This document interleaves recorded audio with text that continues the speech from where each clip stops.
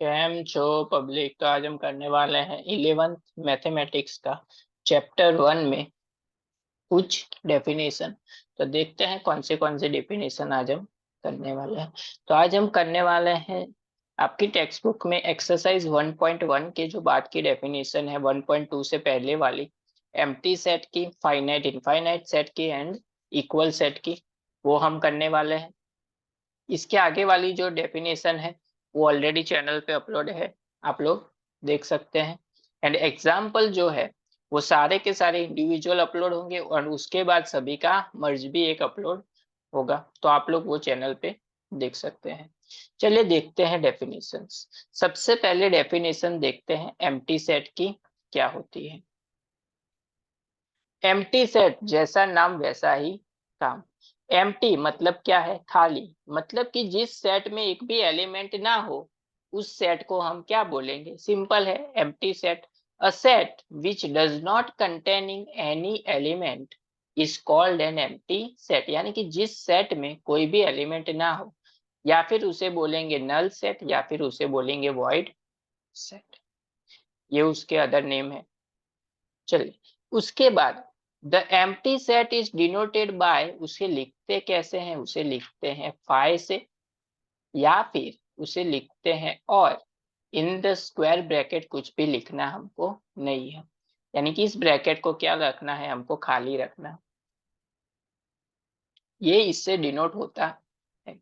चलिए empty set के कुछ एग्जाम्पल देखते हैं। Examples of empty set. पहला एग्जाम्पल है let A is equal to x where 1 x <2, where x क्या होना चाहिए? X is the natural number. यानी कि 1 और 2 के बीच का नेचुरल नंबर, यानी कि पता है हमको कि 1 और 2 के बीच में कोई भी नेचुरल नंबर नहीं आता है, मतलब इसका एलिमेंट क्या है? सेट क्या है? फाइव है। सेकेंड एग्जाम्पल देखते हैं। B is equal to x where x² - 2 is equal to 0 and x is rational होना चाहिए। चलिए इसको सॉल्व करते हैं। x² - 2 is equal to 0 मतलब क्या हुआ? x² is equal to 2, दोनों साइड रूट ले लेते हैं तो x is equal to क्या मिलेगा? √2। तो x is equal to √2 हमको पता है, √2 क्या होता है? इरेशनल। लेकिन x क्या होना चाहिए? रेशनल।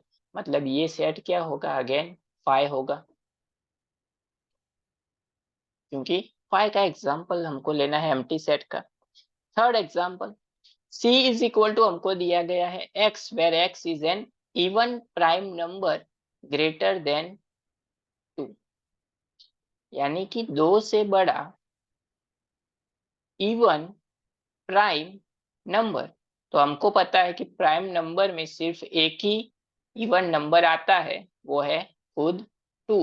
2 से बड़ा कोई भी 2 से बड़ा कोई भी इवन नंबर नहीं आता है, तो इसका सेट भी क्या होगा? Five. Fourth example, d is equal to हमको दिया गया है x² is equal to 4 where x is odd होना चाहिए, लेकिन इसको हम सिंप्लीफाई करें तो x² इज इक्वल टू 4, यानी कि x इज इक्वल टू क्या होगा? +or -2। तो 2 क्या है? इवन नंबर है, -2 भी इवन है, तो यहाँ पे ऑड नंबर हमको चाहिए, तो इसका सेट क्या हुआ? 5 हुआ। ये हो गया हमारा एम्प्टी सेट, यानी कि जिस सेट में एक भी एलिमेंट ना हो उसे हम क्या बोलेंगे? Empty set. उसके बाद बारी आती है finite set and infinite set. Simple है, जैसा नाम वैसा ही काम।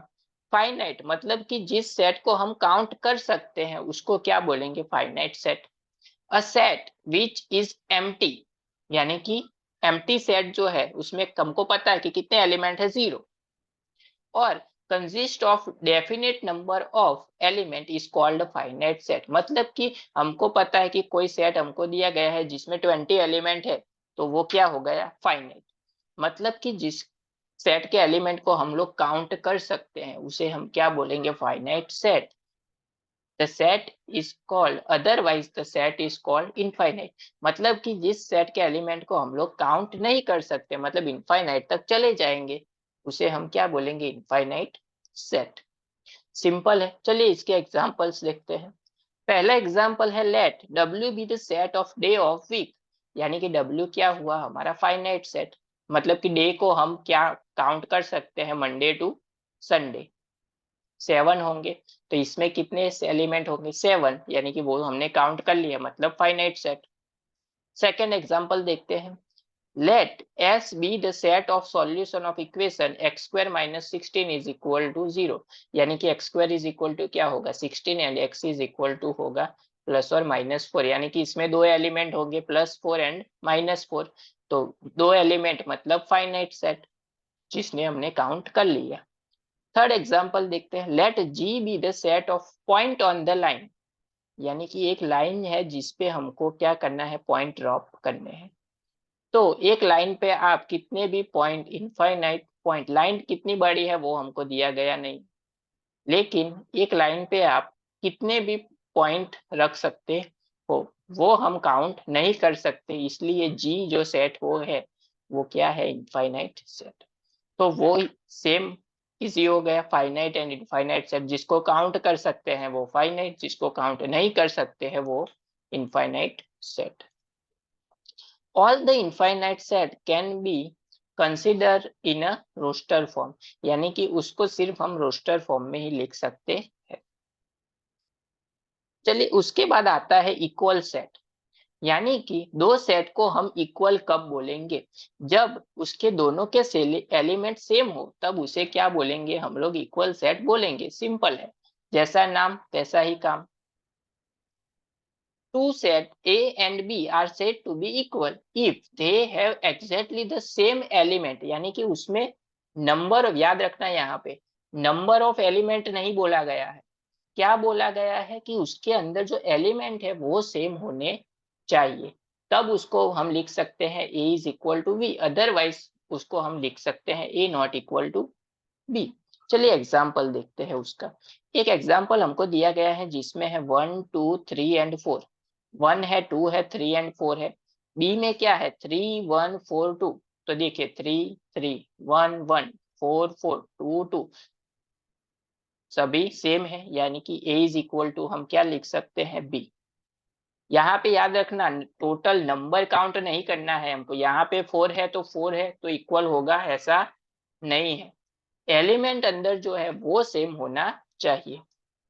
A set does not change if one or more element set a repeat, यानी कि मैंने बोला था ना कि यहाँ पे A में क्या है 1 2 3 है, 3 एलिमेंट है, लेकिन B में क्या है 2 2 1 3 3 है, लेकिन यहाँ पे देखिए 5 एलिमेंट है। तो यहाँ पे हमको नंबर ऑफ एलिमेंट नहीं देखने हैं, उसके अंदर जो एलिमेंट है वो देखना है। 1 है तो 1 है, 2 है तो 2 2 दो बार है लेकिन 2 तो है ही, 3 है 3 3 है, तो A इज इक्वल टू यहाँ पे भी क्या होगा, B ही होगा, दोनों भी सेम होंगे। अगर कोई सेट ऐसा दिया जाए कि यहाँ पे एक ऐड कर दे, 5 ऐड कर दे, तो तब हम इसको क्या लिखेंगे, A not equal to B लिखेंगे, तब दोनों सेट सेम नहीं होंगे। यानी कि इक्वल सेट कब हम बोल सकते हैं, जब उसमें दिए गए दोनों एलिमेंट दोनों सेट के एलिमेंट क्या हो, सेम हो, तब उसे हम क्या बोलेंगे, इक्वल सेट बोलेंगे।